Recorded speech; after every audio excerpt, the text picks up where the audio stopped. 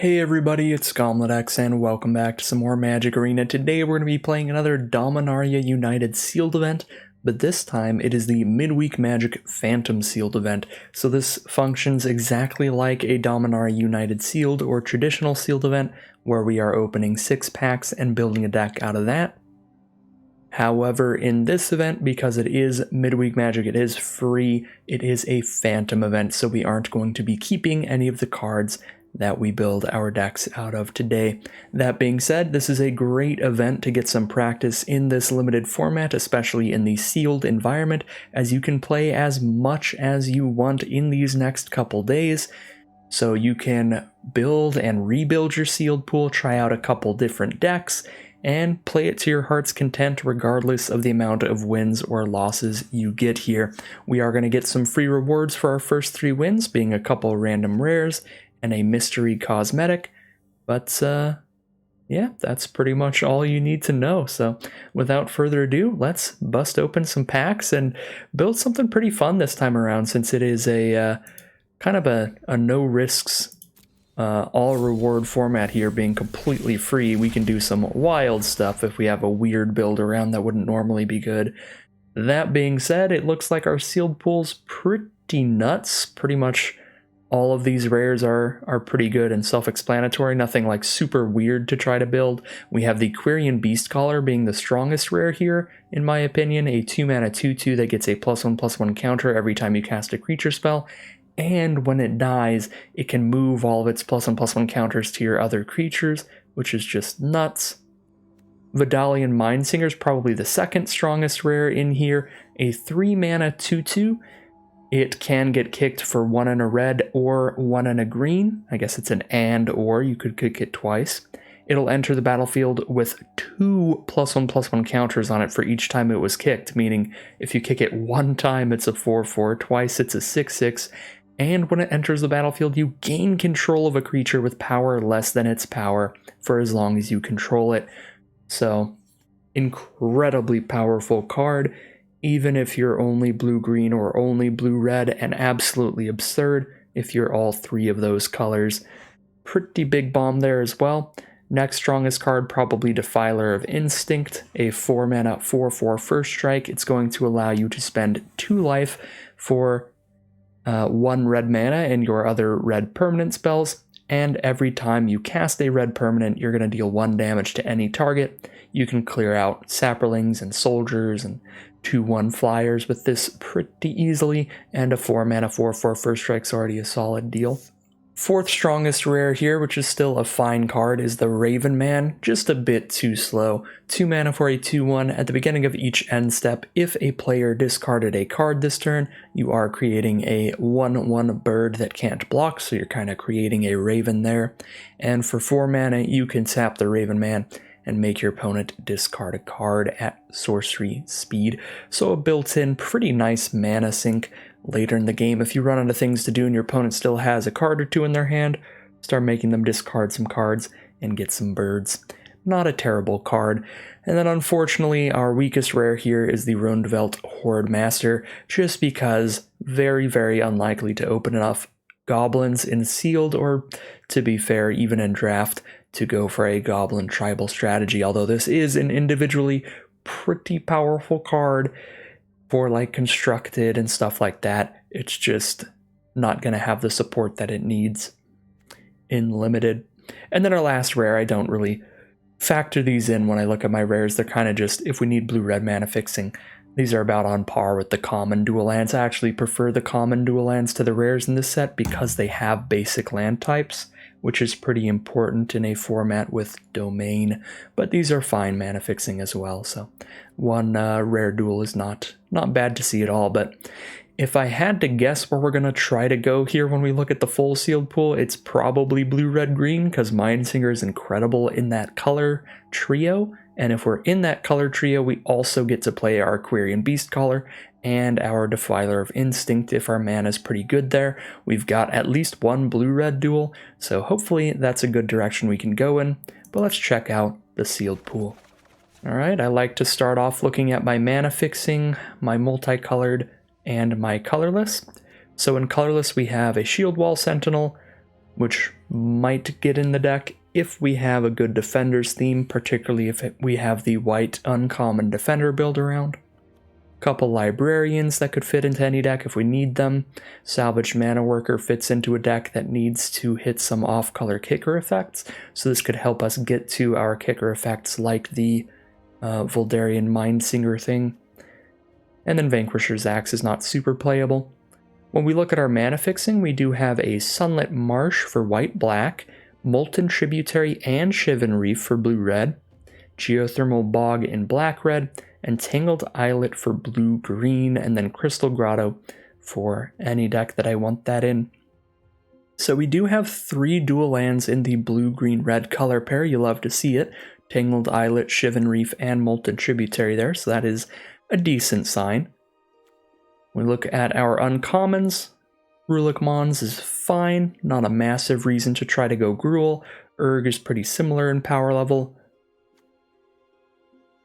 Karn is great if you're aggressive, Lagomos as well, and Vohar. I think our strongest uncommons here are Vohar and Lagomos, by a little bit, just because they're pretty cheap, pretty efficient plays.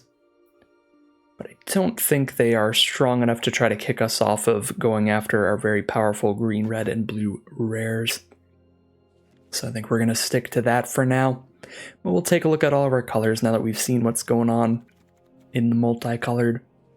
Starting off in white, we have a great curve of just aggressive creatures and a lot of ways to get many creatures onto the board, which is pretty nice. We have a couple Captain's Call to just spread the board wide.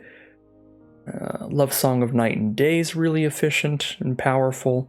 Vanguard is good when you have a lot of creatures down. Cavalier spreads a bunch of creatures. Resolute Reinforcements spreads a bunch of creatures out. Knight of Dawn's Light's a very efficient 2-drop, a 2-mana 2/2 first strike that can buff itself. Just a bunch of really good creatures in white. Really good aggro looking strategy out of our white cards. We'll have to keep that in mind. Don't love the Artillery Blasts for this kind of aggressive looking deck because it's more defensive removal. Same with Runic Shot, it's very similar. Runic Shot is basically just a better version of the Artillery Blasts. So those I'm not a huge fan of, but with all these creatures, with these cards that go wide like 2 Captain's Call, Resolute Reinforcements, and Argivian Cavalier, we've got a pretty solid just token-based aggro deck that will make cards like Heroic Charge very big win conditions. So actually a pretty solid pile in white here, just not the greatest removal ever. Checking out our blue here now, it definitely looks a little more awkward, a little less consistent.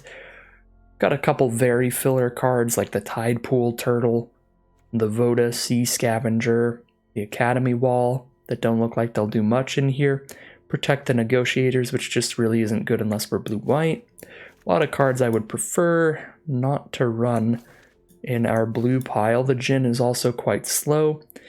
Blue is looking like a color that might end up being a big splash here. Maybe we try to be green-red at the core and splash in the Mindsinger. It is a double blue mana cost, but it is such a powerful card that it would be worth attempting to splash in a double blue for it. Putting a large creature onto the board and stealing your opponent's best card, it's just a huge swing in the game. So Mindsinger is a massive reason to be in blue, but other than that, we don't have much. We've got some Espionages, which are fine divinations, fine little game-ending Djinn, fine little trick here, but not a ton going on in blue outside of the Mindsinger, unfortunately. Moving on to our black now, it actually does look pretty spicy.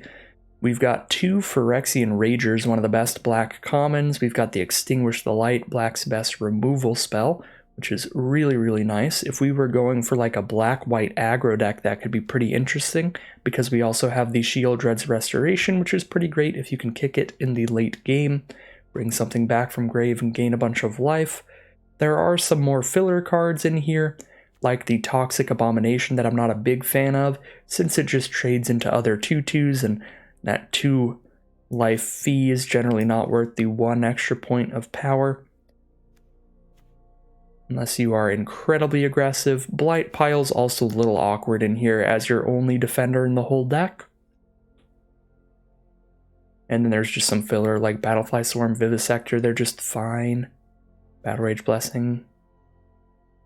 Yeah, there's some nice stuff in black, particularly the Ragers, the Extinguish the Light. Raven Man's kind of interesting, but I don't think he's actually that good. Definitely our weakest rare outside of the Goblin that does nothing. Just because Raven Man is very slow and only 1 toughness. But I do quite like Extinguish the Light Double Rager here. I could see a deck involving black being solid out of this pool, but my fingers are still very crossed for the last couple of colors we're going to look at here. Hopefully we have some really spicy red and green to make this sealed deck, this sealed build, just go very easily. Well, here's our red, which looks a bit awkward here actually. We've got a couple Thrill of Possibilities, which are pretty filler card draw, but I guess they can make the cut. Smash to Dust, something I'm less excited to main deck. It is going to be good against the white-based decks, because almost all of those will have a token sort of strategy. It'll also clear out their 3/1s and their 2/1 flyers. It's also good if we play against the Defender deck, but there are still plenty of matchups where this card will do nothing if we're playing against like the Domain deck, for example, which will happen a lot in Sealed if people have the mana fixing for it and the Domain payoffs, which happens more often than you'd think. So I don't think it's main deckable in a best of 1 format. I don't love the Furious Bellow unless we're super aggressive. Don't love the War Host's Frenzy unless the same, so maybe these would be great if we're Boros. Frenzy I think is even less flexible than the Furious Bellow, being able to turn the Bellow into a combat trick and, well, into a removal spell by using it as a combat trick at the right time, and scry 1 at the same time is pretty nice, but the War Host's Frenzy, really need a wide board for that card to work well. We look at our creatures, we have 1 Goblin in our sealed pool outside of our red-green card, so Horde Master's just not going to cut it. This is our only Goblin in the deck, so that can't make the cut. The Branch Riders aren't great, but I guess they'll be fine if we're in red and green and we can kick them consistently. But yeah, then our Curve looks pretty awkward.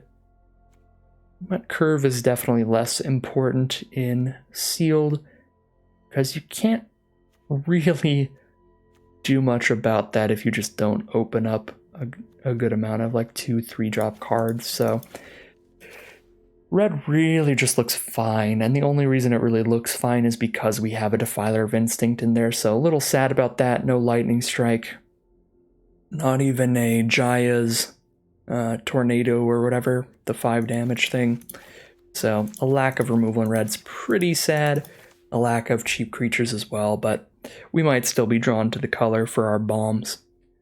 Taking a look at our final color, taking a look at the green now. Green looks pretty spicy. Sunbathing Root Wall is a great 2-drop. We have the Beast Collar at 2 as well, and a Nishoba Brawler, which can attack really hard when you have 3 land types or more out. Even if you just have 2, a 2-mana 2/3 trample is nothing to scoff at. We've got a Vine Wall to help dig some lands out, mana fix us, maybe get our domain up for that Nishoba Brawler and the Sunbathing Root Walla. Bog Batcher is a fine filler 3-drop. Fine Shaper Prodigy is great when we're in green-blue, which is where we're trying to be. I like our green a lot. We don't have any removal in green. We've got a Tear Asunder if we can get the black kicker ability, so I will probably play the off-color black dual lands just for domain plus the ability to potentially kick the Tear Asunder. But don't have any bite down or anything. We're just a very removal light sealed pool as a whole.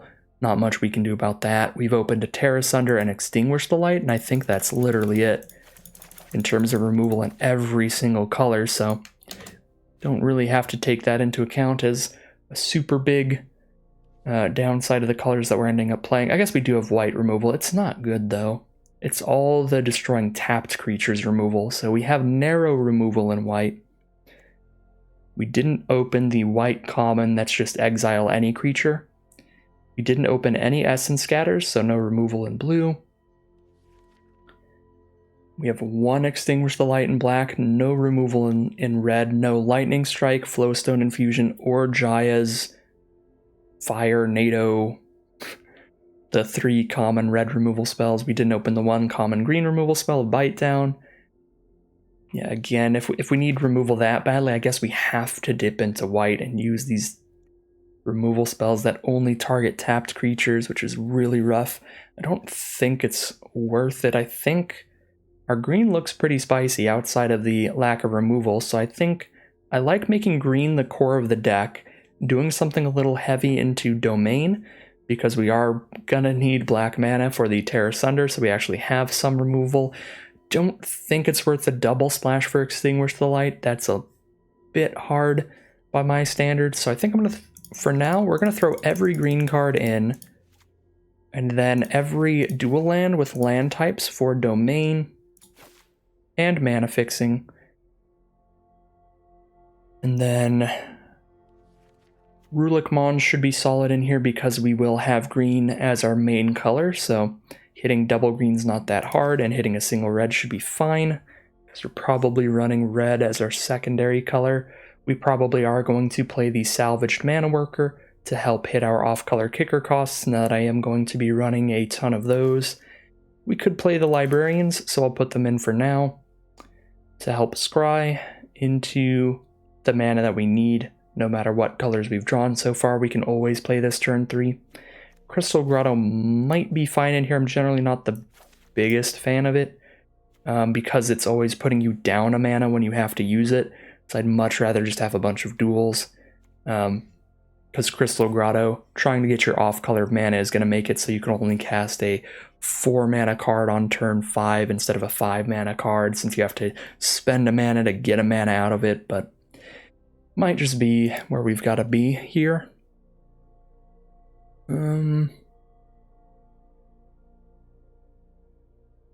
Yeah, I think green at the core seems pretty good to me.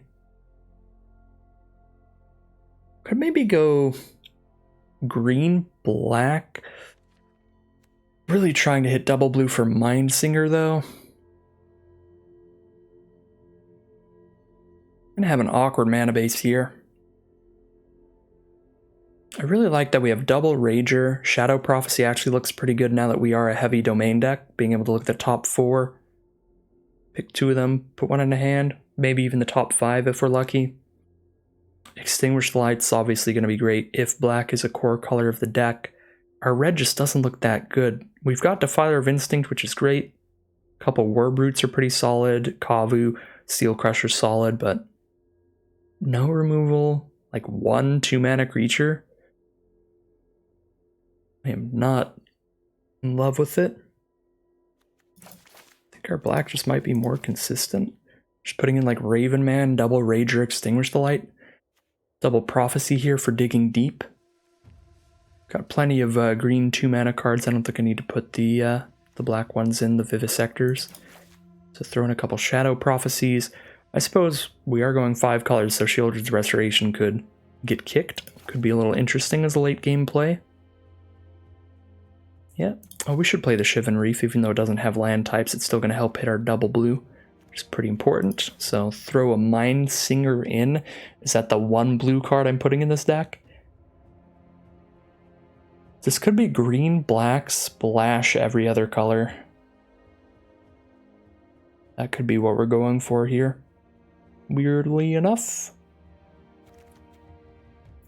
Theoretically could splash in a Runic Shot if I really feel like I need removal, but now that I am playing black as the secondary color, I do have Extinguish the Light and Terra Sunder in here. Sea Scavenger goes up quite a bit when you can actually hit all 5 Domain, and it might not be terrible. It's a pretty big scry. Scry 5 if we get there. Although blue is the splash, I don't really want to add too much more there. Could play Lagomos now, I guess. We've got 3 red sources. Not so sure how good Lagomos is going to be in this deck, though. I guess I do have a lot of aggressive green creatures. Curving out a bit. Does the the Quirion Beast Color is when you cast? It's when you cast. If Beast Color was when creatures enter the battlefield, Quirion Beast Color into Lagomos Hand of Hatred would be nuts, because the Lagomos is going to put a token out every single turn. So anything that cares about creatures entering the battlefield just kind of pops off with that card. I think Urg is very good.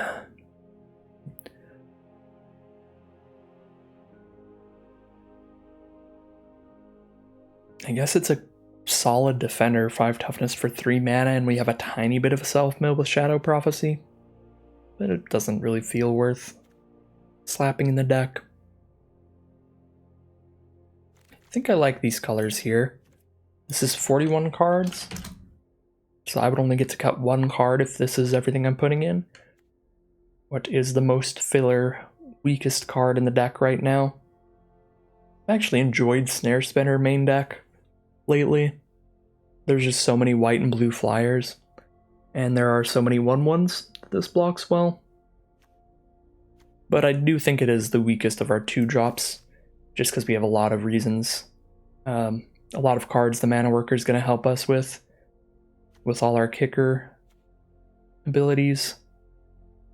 I haven't loved the Hexbane Tortoise. There are some board states where a 3/2 enlist will play very well. Say your opponent has like 2 5/5s on the board, you have a 5/5 and a Hexbane Tortoise. Now you get to attack with the Tortoise, enlist your 5/5, and then your Tortoise is attacking as an 8/2, so they're going to have to kind of trade off one of their 5/5s into your little Tortoise, so you don't have to trade off your bigger creature just yet.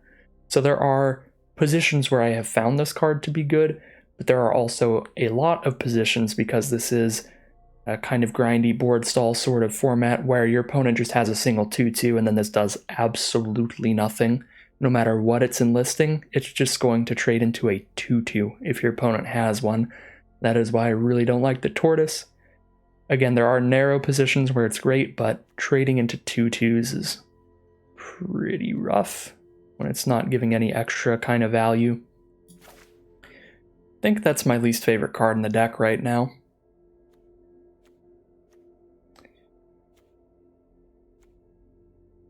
I'm not a massive fan of Barkweave Crusher, but I like it better than that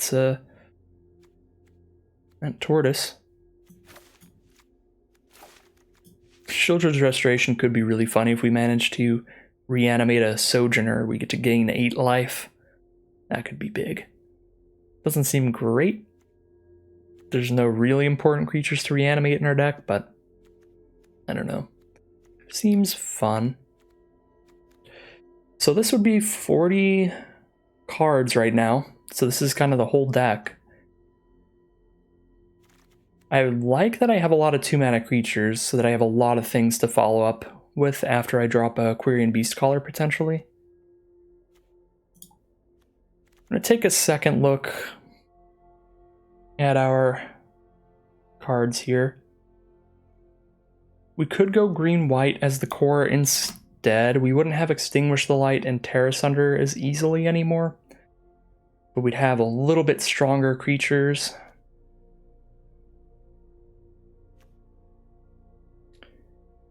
Removal would get a little worse. No, I think I like the green-black core to this deck. And I could play some more red cards in here, but I don't see any red cards that are significantly better than anything that's currently in the deck. Just a bunch of fine stuff in this sealed pool. Yeah, I mean, I think the strongest cards in here that we aren't playing are just the cheap white creatures, and you can't really splash cheap creatures well, because a whole lot of their power is based on how cheap they are. The fact that you can drop this out on turn 2, and then it's just immediately really hard for your opponent to block. Now, Knight of Dawn's Light is a little bit of an outlier, because this card is still pretty powerful if you play it turn 8. Because then if you're playing it turn 8, then you know you have enough mana to buff it a few times. It's basically a 4/4, 5/5 first striker at that point in the game. But yeah, most of the value you get out of just really efficient cheap creatures is how impactful they are when you drop them turn 2, because they're just so far above the curve, so far above the rest at the same mana cost. But yeah, I mean, it's really just maybe we splash a Knight of Dawn's Light, I guess. Splash a Love Song of Night and Day, that's also a fine one. But we've only got 1 white dual land. Don't really want to have to play a Plains in here.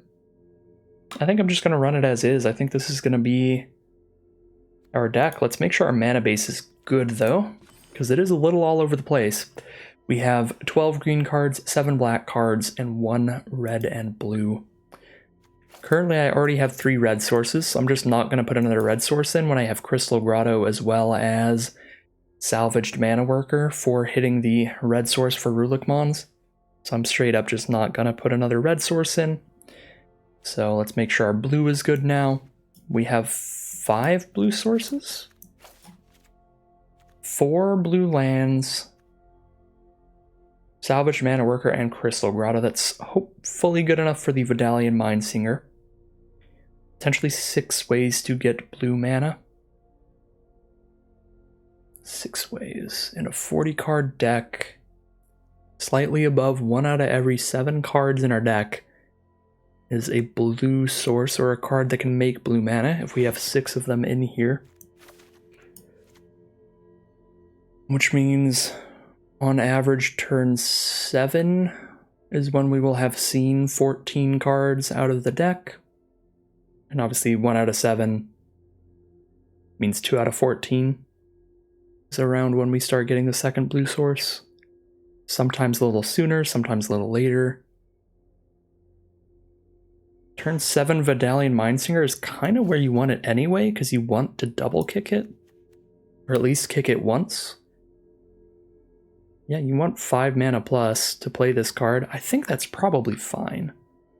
Maybe 1 more blue source if we're doing really well on green and black mana, but I don't think we are. I don't think our mana base was that good in this sealed pool out of our dual lands, but we'll find out. So let's look at our green sources now. Okay, yeah, our mana base is definitely not that good. We definitely can't afford to put another island in here over another forest. Right now we have 7 green sources and a Crystal Grotto.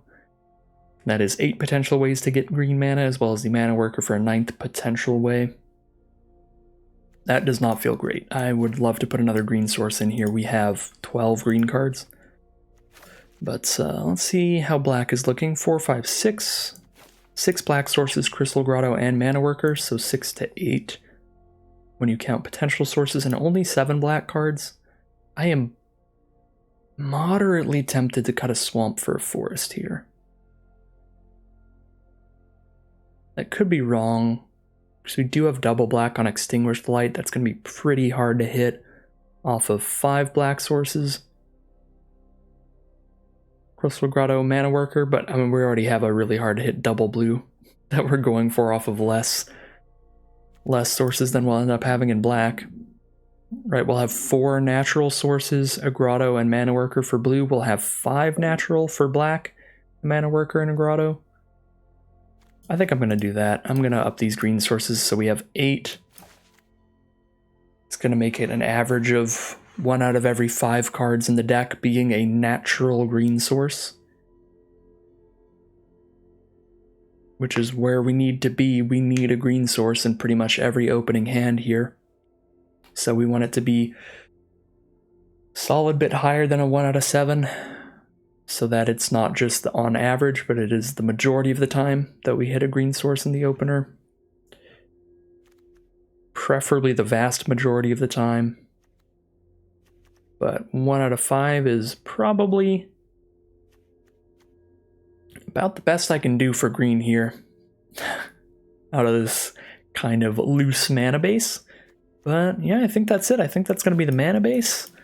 Let's slap some pretty lands in here. Let's see what kind of nonsense we get to play around with in the Dominaria United Phantom Sealed Midweek Magic Event. Alright, here is a look at the final sealed deck that I have built today. This is a green-based, somewhat domain-y strategy. We don't really have many domain payoffs, but the Nashoba Brawler here could get bigger with domain, as well as the Sunbathing Rootwalla to be some very aggressive, cheap creatures. Quirion Beastcaller is one of the biggest bombs that we have. That's another great aggressive green creature. So green is the core of this deck. We're just going to slam down a bunch of green creatures, hopefully aggro out our opponents a little bit. Our secondary color here is black for a couple of Phyrexian Ragers, a Raven Man, really nice draw spells of Shadow Prophecy with as much domain lands as we have here, and an Extinguish the Light for solid removal. And then with our slightly awkward mana base. Our late game plans are to be casting stuff like Rulik Mons, a big old Yavimaya Sojourner, and our off-color splash for the bomb, Vidalian Mindsinger. This is incredibly powerful if we can kick it a couple times. Gonna be pretty hard to cast here, a double blue splash, but I think it's worth it here. We've got an okay mana base for trying to get there. The Tributary, Shivan Reef, Tangled Islet, an Island, a Crystal Grotto, a Salvaged Mana Worker on the board. Lots of potential ways to get that second blue mana, and this card is just strong enough. I think it is worth the sketchy mana base to try to get it in the deck. So that's pretty much the deck. Just a nice green aggro deck at the start of the curve. Some decent filler mid-range cards, especially the Phyrexian Ragers that'll keep us fueled, make sure we still have more plays. Automatic Librarian's kind of similar with that Scry too. And when we get to the late game, that's where we try to hit that off-color Mindsinger there. So, pretty solid looking deck here, and excited to see how it does as we head into the gameplay. Alright, here we are in game 1. We've got an excellent mana base here. We have 4 out of 5 colors.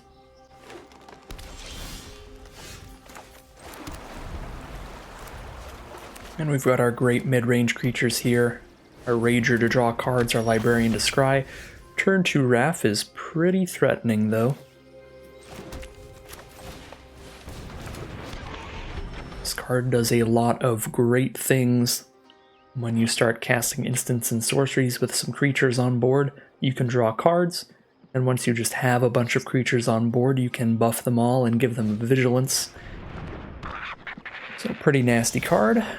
Turn 2 Wrath into turn 3 Bog Badger. Opponent's mana is popping off as well here. Let's get our Phyrexian Rager down. If they attack with Bog Badger, we can double block here. Ooh, that is going to be a cheap Yavimaya Sojourner. 4 mana 4/6. There's a Griffin Protector, so my opponent has a flyer to get in with now. Don't have anything to do about the flyer. I could exile it immediately, but I'd rather probably save removal, because I might want to end up just killing this Wrath. I think for now I'm fair to just tap out for the 4/6.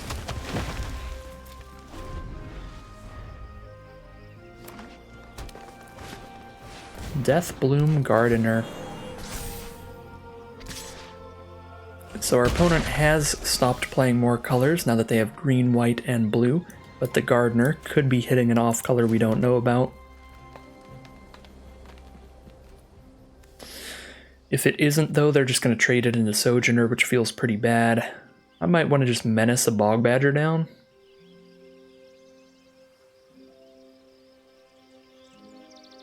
Could also hold up Terra Sunder to get rid of the Griffin or the Wrath. Which are both pretty good cards.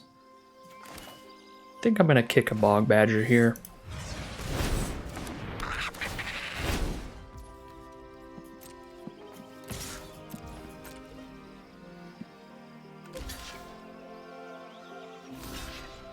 Alright, this is pretty fine.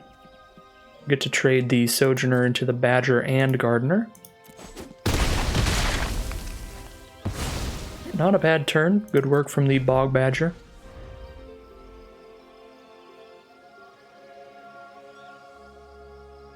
Now that the Sojourner's in our graveyard, if we can kick a Shieldred's Restoration later, that should be pretty huge. So we get to bring it back from grave to battlefield and gain 8 life. Opponent is having another pretty big turn here though, the Argivian Cavalier to double buff the Griffin Protector.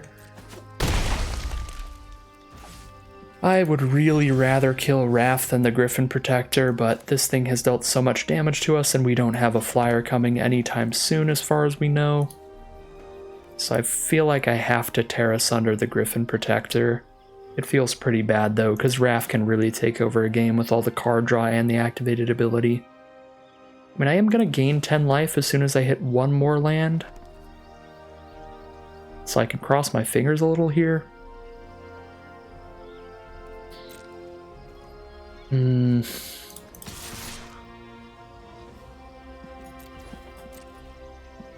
This is hard between Terra Sundering the Protector and the Wrath.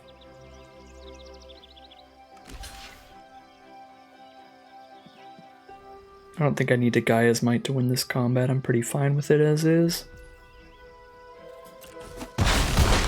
Okay. This choice here could get me killed, whichever I choose. But I'm going to kill the Griffin Protector.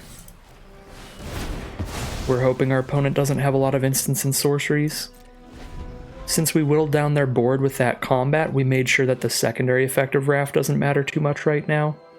So the only thing that Wrath's really doing well is drawing them extra cards if they're casting instants and sorceries. So we are hoping for not that. Zara Ojanin is pretty terrifying. A 4/4 that's going to put a +1/+1 counter on all of their other creatures every time it becomes tapped. Which means they can't actually give Zar Vigilance and still get its abilities. So that's kind of nice for us. Let's make sure we can scry into our next land for restoration on our 8-drop. These are definitely our lands. Actually, probably want Crystal Grotto over a 4th Forest. I could play another Librarian here, but it might be safer to just hold up a Gaia's Might so I can kill their thing on combat more easily.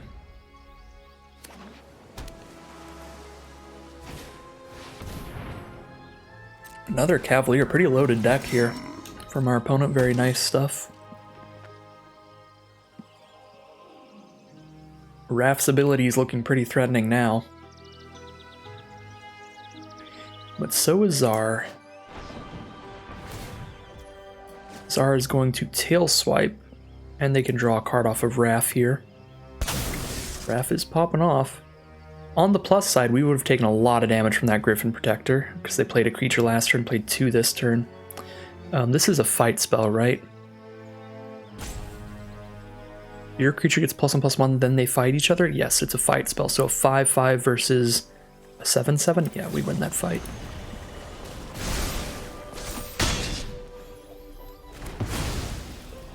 Very good stuff from Gaia's Might. And they just pass turn, so we get to Crystal Grotto. Ooh, extinguish the light on top, so we get to kill Raph now. Kick a restoration for the Sojourner. Gain a life, go back to 20 here. Makes us pretty free to attack. Clear out that next Argivian Cavalier. And there's the concession from our opponent. Opponent at 20 life with a 4/6 and a 3/3. They're like, nope, I am good there. So we are going to be 1-0. And let's see what our first random rare reward is. I forgot for a second this is not a regular sealed event. This is just the Midweek Magic, so the record really doesn't matter much. But let's check out what our first win prize is. Get a Jaxis the Troublemaker. Pretty fun card. Hasn't really been very explosive in any format for me, but cool ability. Fun card for sure. Alright, here we are in game 2. Pretty unkeepable hand. I have to hit a land to play anything. Then I'm playing the Librarian and praying for Swamp. Out of the top 3, I guess, because if there's no Swamp in the top 2, I can put them both on bottom, hope for it as the 3rd card, but pretty much a definite mulligan there. This hand is sick. We have our 2 main colors. We have a Quirion Beast Collar on 2, which is going to be absurd. I might get rid of Shadow Prophecy here so I can just curve out creatures. I think I'm going to do that. It's possible I won't be able to cast this Sojourner on turn 4, but if I hit another dual land of any kind, I definitely can. Or if I just hit a... I was gonna say, if I just hit a red source I can, but I don't have any mountains in here. So yeah, it would have to be a dual land to play a turn 4 Sojourner. Pretty good draw here. We hit a Phyrexian Rager as our first draw. We might play that over the Bog Badger. Draw more cards, try to get to that mana for Sojourner. Flowstone and Fusion. Well, opponent did open up good removal in their sealed pool, unfortunately for us. That is one of the removal spells I was mentioning that I hoped we would open for our red cards. If we had just like 1 or 2 infusions or lightning strikes or something, we could have played green-red as the core of the deck instead of green-black, but Did not get there. Ooh, opponent's got a fancy style on their geothermal bog.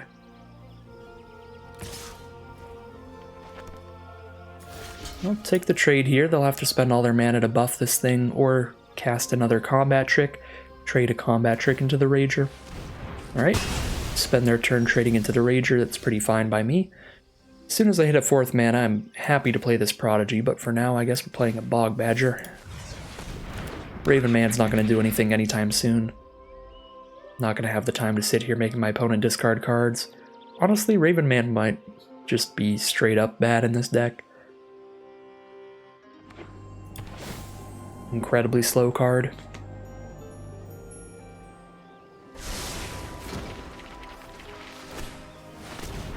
Coalition Warbrute. That is pretty bad for us. Can kick this Prodigy now. That's a foolish auto tap. We tap that and then we kick off of the Islet so we don't take a damage.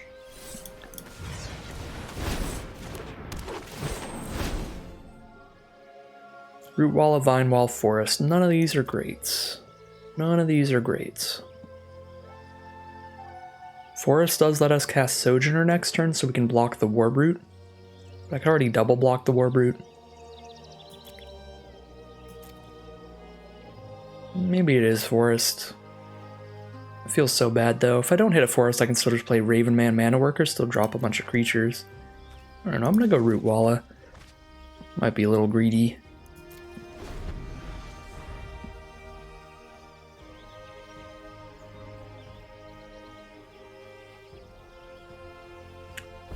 Just really don't want to pick a Forest off that and draw another Forest.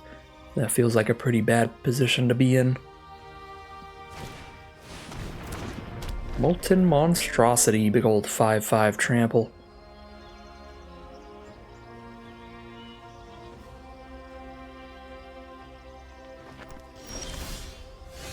Alright, we top deck the Forest anyway. Never didn't have it. Come on out, Sojourner. Kinda gotta hope our opponent doesn't have any combat tricks here because these creatures are both threatening enough damage to our face. We can't really just let them in. And I have to double block to kill these things. So, really feels like I'm gonna get absolutely blown out by combat tricks. Alright, I guess I don't actually have to double block to kill the Warbrute. I can just block with Sojourner.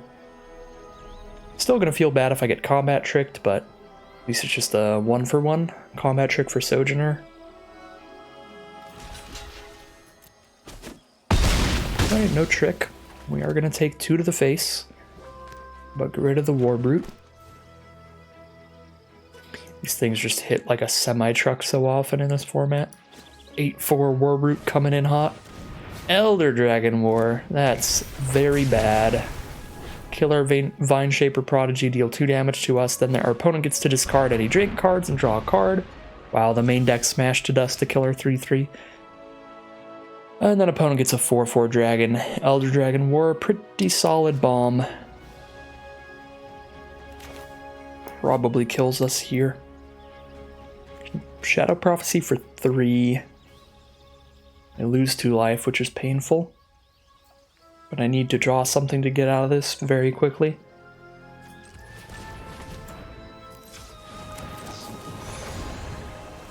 Rulic Mons and a Geothermal Bog. These are not what we're looking for.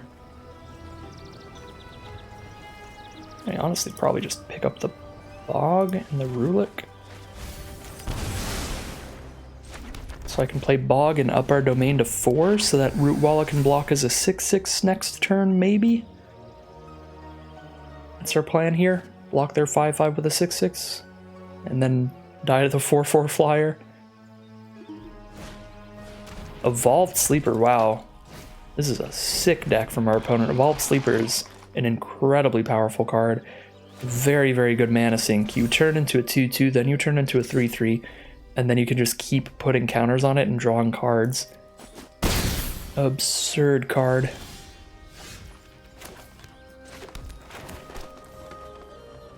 Can't afford to play Rulic and pump Root Walla. 4 mana to pump Root Walla. I can play 1 card and pump Root Walla, so I guess I play Mana Worker.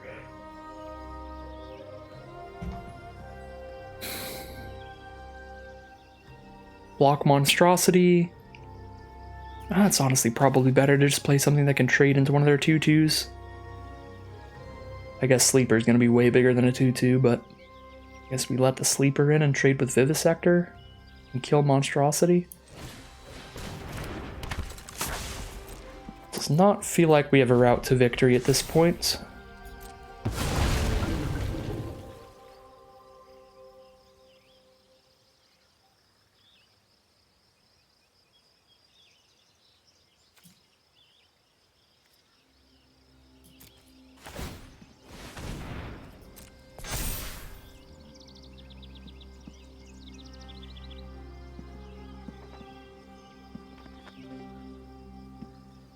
And they're evolving the Sleeper here. They could draw a card off of it if they want, and they are going to do that. It is now a 4/4 Death Touch. It draws them more cards.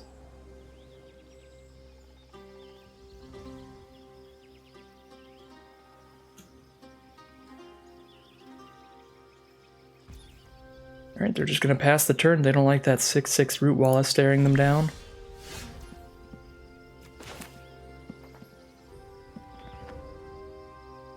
Can only play one creature again while holding up Root Walla's ability, so I play the Librarian. I could make them discard their one card in hand, but then again, I'm not holding up Root Walla's ability. Which feels like a death sentence. So I play Librarian, hold up Root Walla. These are not outs.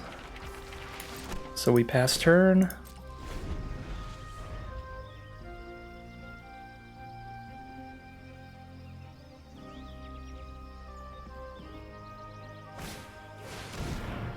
More flyers is more pain for us.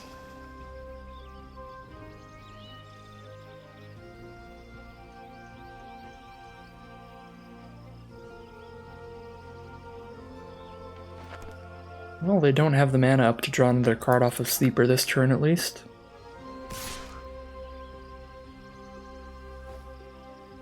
We are taking 4 in the sky. Down to 2. And a Flowstone Kavu.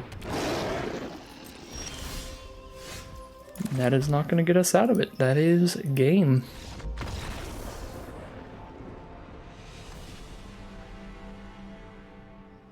Here we are now in game 3. Turn 2 Beast Caller into turn 3 Snare Spinner is pretty spicy. Mana's pretty bad here. Having to use a Crystal Grotto to get our off colors and having the Mind Singer in hand, but turn 2 Beast Caller is kind of hard to mulligan.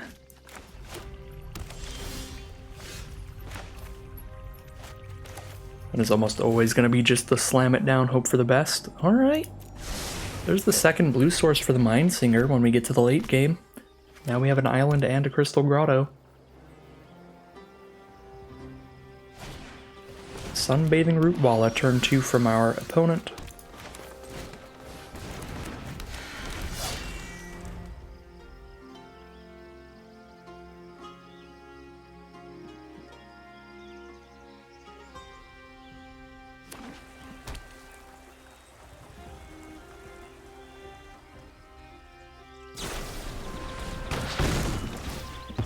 Our opponents have the cheap removal in their sealed pool again.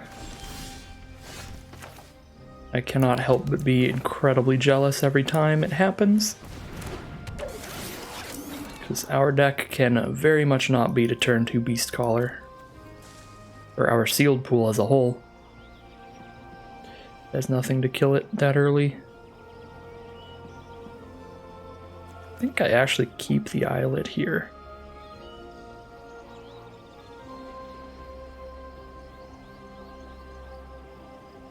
Yeah, I think I do. That's going to get us in a position where we might be able to double kick Mind Singer very late in the game.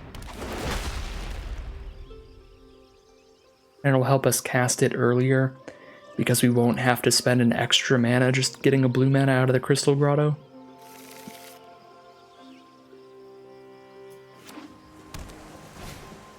Oh, Sealed Pool has some excellent mana here. Aquifer, Radiant Grove, Radiant Grove.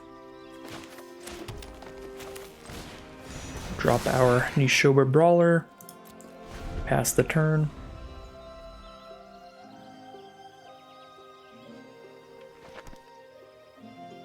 We've got pretty solid mana going on this game too. Crystal Grotto and an Islet. They give +4/+4 already. Green, white, blue, black. Yep. 6/6. I literally can't kill it.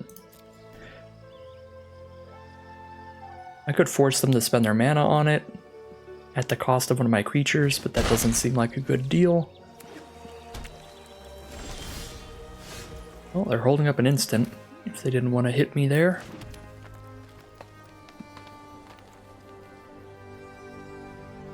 Could kick a Mindsinger and just take a Root Walla, but they're holding up an instant here, which could be removal. Tempted to not try to do that till later. Maybe it's a combat trick here. I don't know, I guess we'll find out.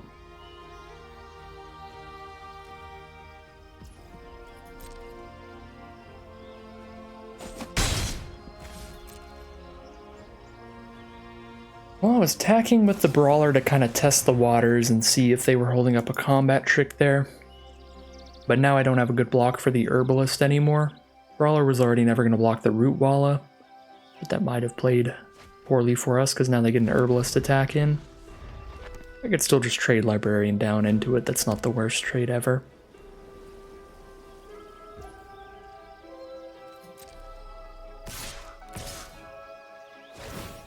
Yeah, I'll just trade down into the Herbalist here. I'm going to hold on to Terra Sunder. If they have more bite down style removal, we can counter it by exiling in response to it, so we'll go for Terra Sunder in the end step here.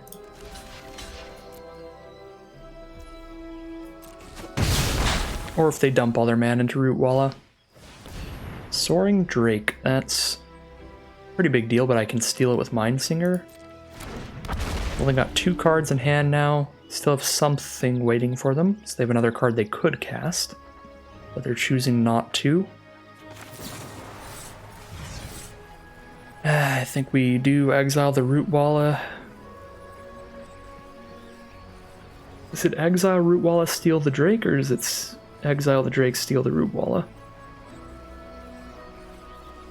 I feel like it's exile the Root Walla, steal the Drake.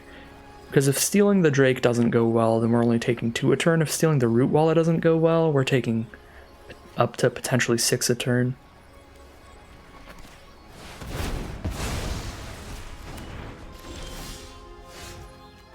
Hey.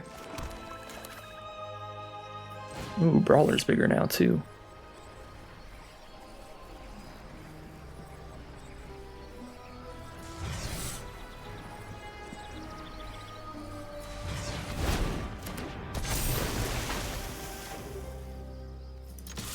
Alright, Mindsinger.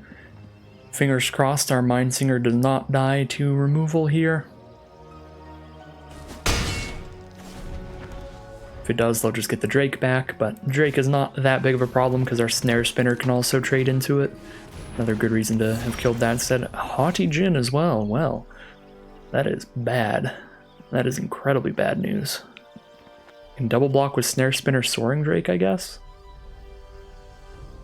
Pretty much tapped out here, 1 card in hand. I think I can attack with Mindsinger. They can double block to kill it.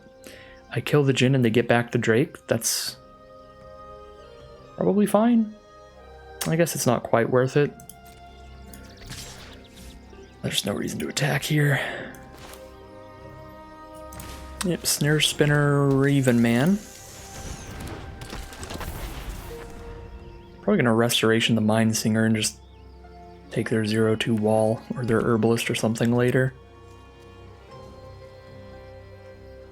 Karplusan Forest is down for our opponent, meaning they have all 5 colors of mana now. They do not have all 5 for Domain, because again, the rare lands in this format do not have basic land types.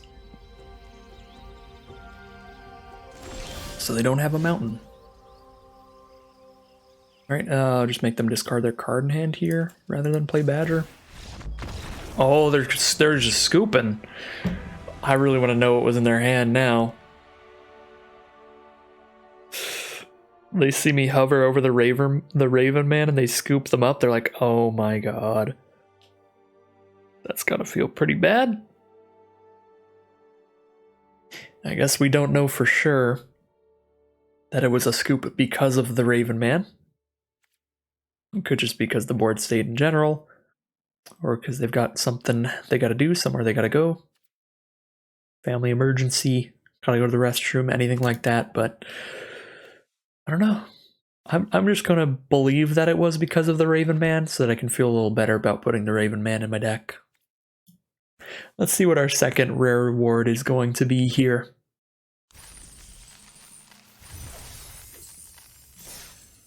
It is going to be Adeline Resplendent Cathar. Absolutely incredible card.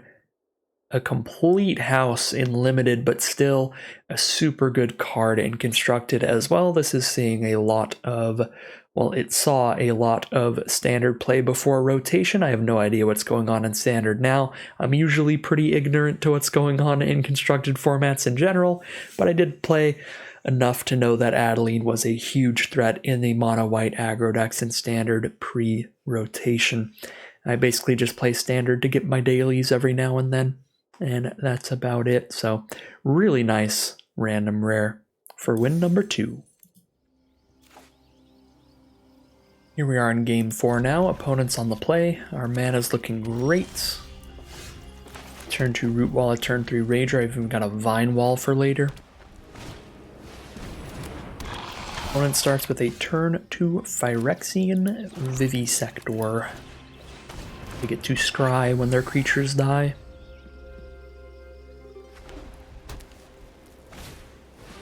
And here comes a Splatter Goblin. 2 mana, 2/1 that gives something -1/-1 when it dies.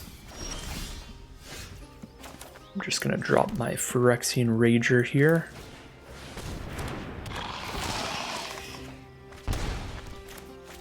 Past the turn, I would rather keep my Root Walla out as long as possible. I will very freely trade my Phyrexian Rager off into either of these creatures though. And opponent sees that and is just not going to attack then.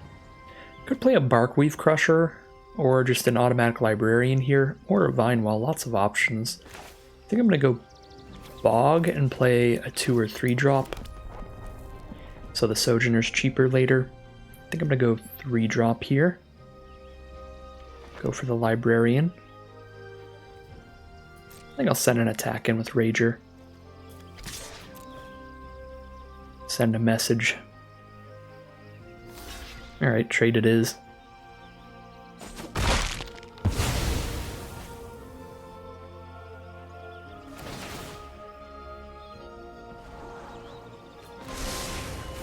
Do our post-combat automatic Librarian. And scry 2. Guys, Might's kinda cool. Do want more lands for Shieldred's Restoration, but I'd really like a white source first. Yeah, I'm actually just going to put both these on bottom.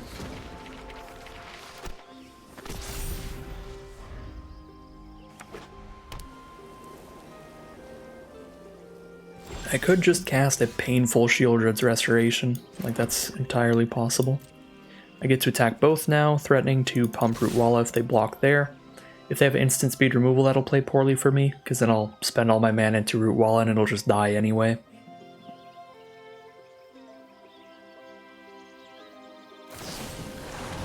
Artillery Blast. Alright, that's actually pretty fine. Because they could kill Root Walla in response to me pumping. Maybe they have a second copy here. Yeah, doubling it up, okay. I'd say I'm already locked into the attack here, not much I can do to play around the Artillery Blast. Alright, Beast Caller into Sojourner here. Now we are sure that they're down on removal. We've got them to spend 2 of those removal spells. So hopefully a big old 3/3 and a 4/6 can take over the game. Leyline Binding, alright, black-white removal tribal. Definitely an archetype in most limited formats. And there's a blue-white dual land from our opponents. That might have opened them up to some plays they didn't have before. Straight up black-white removal tribal. Let's go. Alright. Goodbye, Beast Caller.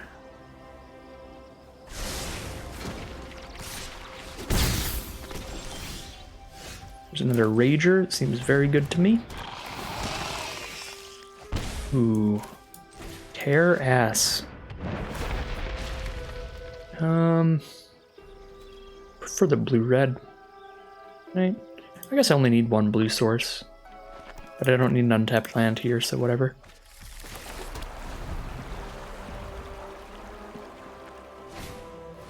Another Splatter Goblin.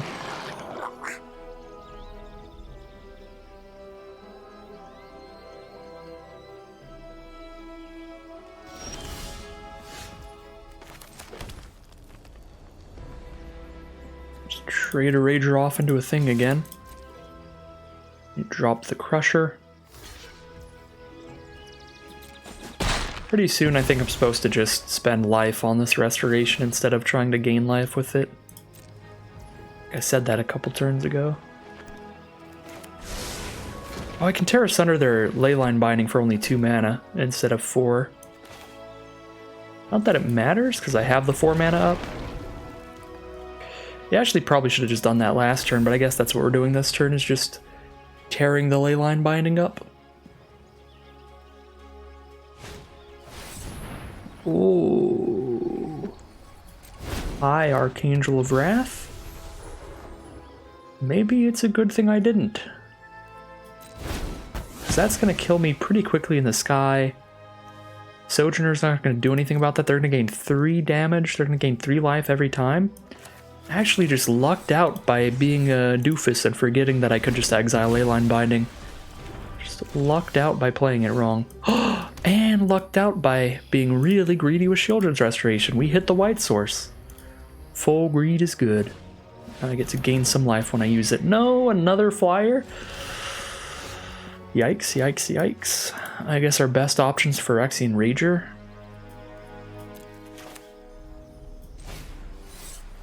Should probably make sure it doesn't auto-tap. 4 mana plus 3.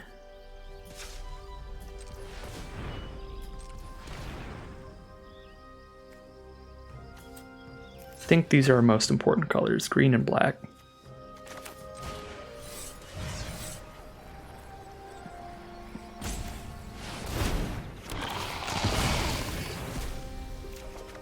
Okay, just hit another land anyway.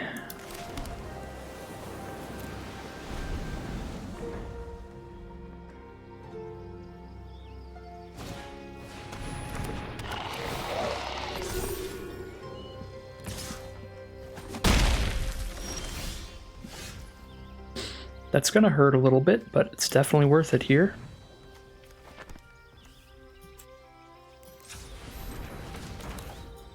Gonna pay like that. None of this is removal or flyers. These are actually all pretty useless here. 5, 6, 7, 8 mana. I could play anything, so 4 for Rulik and 3 for Librarian is probably the play. Ravenman makes creatures that can't block anyway. Our opponent will just dump whatever's in their hand if I put a Ravenman on the board. So I'm going to take Librarian.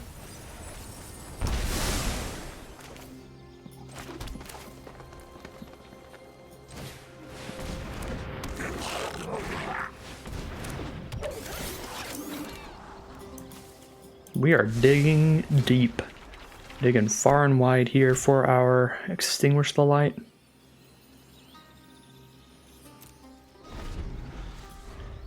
I have 13 cards left in my deck now. Did I already use my Extinguish? No, I just top decked it right there. And now we're in the lead. Barely though, we're at 6 life here.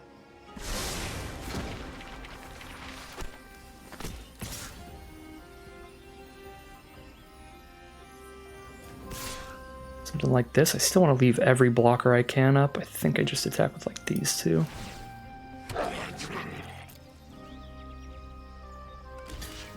So Rulik is going to start spitting out goblins. This Elas is damaging me every time one of their creatures die. That's really painful. That 5 life here. No, not 2 more creatures. And a sack owlet.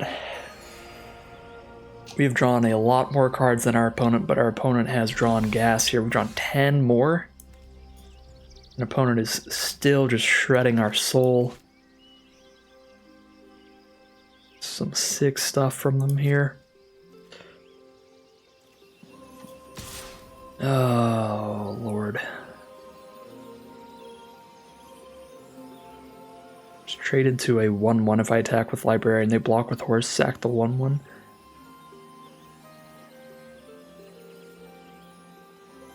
I don't want to enlist here because then I just don't have blockers. I guess I've got a 1/1 blocker off of Rulik, probably.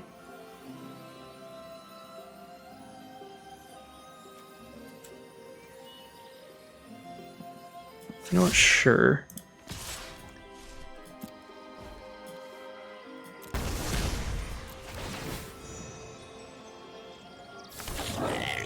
Oh my god. Please let me survive one more turn. That Mindsinger would be huge. Okay, so they trade the 1/1 into the Rulik here. Unfortunately. They do that either way, but I might as well put Warhorse up front.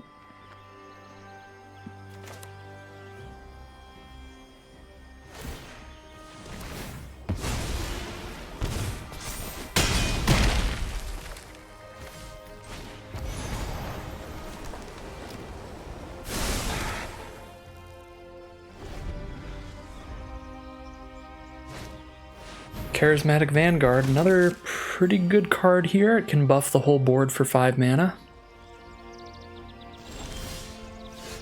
Okay, so a double-kicked Mindsinger is going to be a 6 power creature. If I try to take Warhorse, they can buff it sacking Vanguard to make it 5. They can't make it 6 unless they sack both of their other creatures. I feel like I have to take Elas Ilkor, though. So we don't lose life anymore.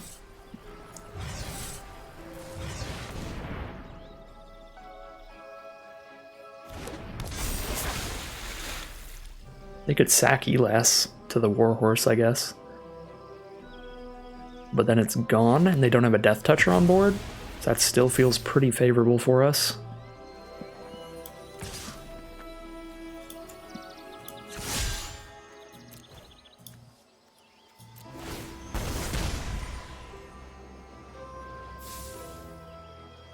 Trade Brawler into Vanguard, Crusher into Warhorse, or just deal a bunch of damage. We have 3 blockers for their 2 attackers. Either one would deal lethal to us if they pump, so if they can play 2 removal spells and afford to pump, then they kill us. But I think that is a corner case enough to be safe to send in that attack. Right, buff everybody. This is probably a trick to kill the Mindsinger, but if not, it's just a desperation attack.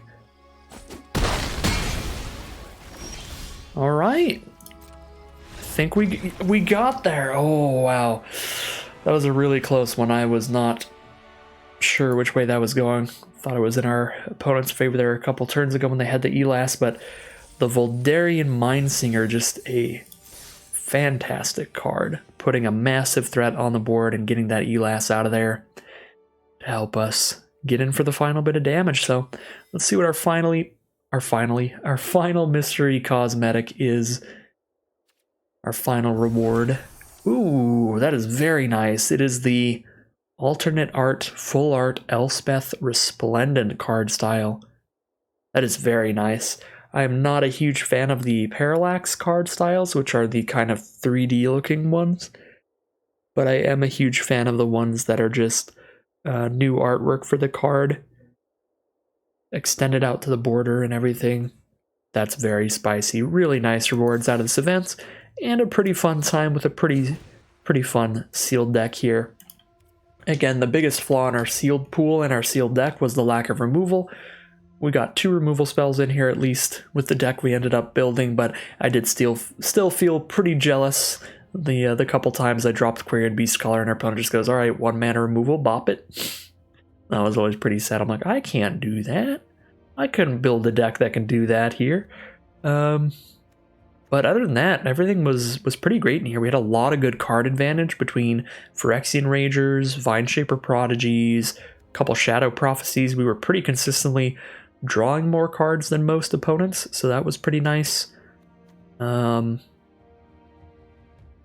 And yeah, a few big late game plays. The Mindsinger was absolutely nuts. Sojourner was pretty good. Shield Judge Restoration was quite nice. That time that we got to bring back a Sojourner and gain 8 life was huge.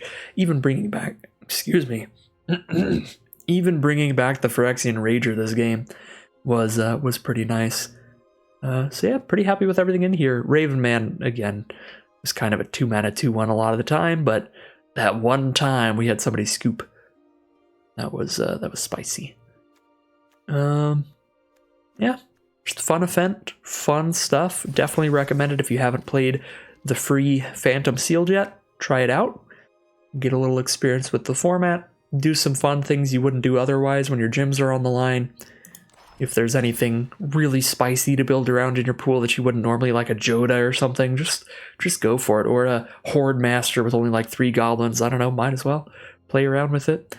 I think I did the funnest thing I could in this sealed pool, which also just happened to be the best deck. I don't think there was any really cool looking strategy that I didn't get to play here. But the other cool thing about this is you can edit your deck and just keep playing. Even though we got 3 wins here, if I wanted to keep playing more, I could just completely disassemble this and try out the white aggro version of this deck, because we have a bunch of good white aggro cards. So yeah, really like this event, love it. One Wizards gives us an opportunity to play some limited for free, to try some things out, get a handle on the format. Even if it is a Phantom event, I do appreciate these events, and I think they should do more like them. The best events they ever did were the free Amonkhet Remastered and Kaladesh Remastered drafts, because you actually kept the cards from those drafts. That was absurd, but I like the Phantom events as well, and love to see more from them. But that's going to end today's video. As always, if you enjoyed this video and you'd like to see more, make sure to like, comment, and subscribe to let the YouTube algorithm know to send some more of these videos to you in your recommended feeds. Other than that, I'll be back again very soon with more Dominaria United Draft and Sealed. We have the qualifier weekend that I am qualified for this month, as well as the Arena Open on October 1st. Some very competitive Dominaria United Sealed events if you want to see more of this format. So once again, thank you all very much for watching, and I will see you again soon for some more Magic Arena.